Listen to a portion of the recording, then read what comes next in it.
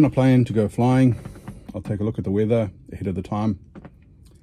Make sure I have all of my documentation in place. Have a look at the NOTAMs.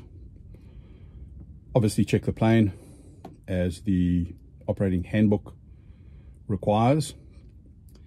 But there are some things that you learn over time. And I'm not a big hour pilot at all.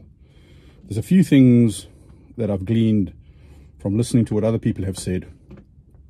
First and foremost, don't do anything dumb, different, or dangerous. Check your attitude when you get into the plane. And then you want to know how you're going to react to an engine failure on the runway, just above the runway, below a safe turn back, and after you've reached the safe height. So my aircraft, on the runway, you're going to stop.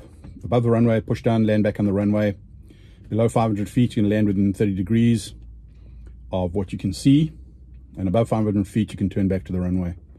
You wouldn't be able to do that in any aircraft. This is this particular aircraft. Determined minimum maneuvering speed of 17 knots. That's a little more than 1.4 times the stall speed. In the event of encountering turbulence,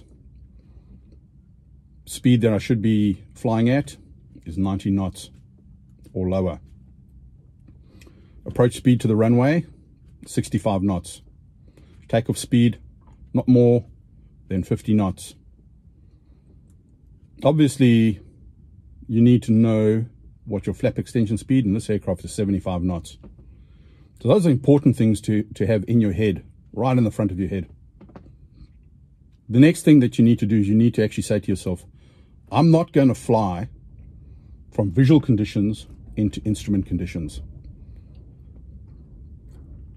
And then, obviously, last but not least, when you apply power, you need to allow speed to build up before you can maneuver. And there is an adjunct to that. You need to be thinking, I'm taking off, and ATC have made a mistake, and they give me the instruction to immediately turn right or left. Now, if I'm in a climb and I suddenly turn left or right, my stall speed is going to be significantly higher than if I was flying straight. Therefore, if something were to happen and I have to make a rapid change in flight direction, make sure that my nose goes down, that I have adequate airspeed to be able to effectively execute that maneuver. In any case, that being said, now it's time to go flying.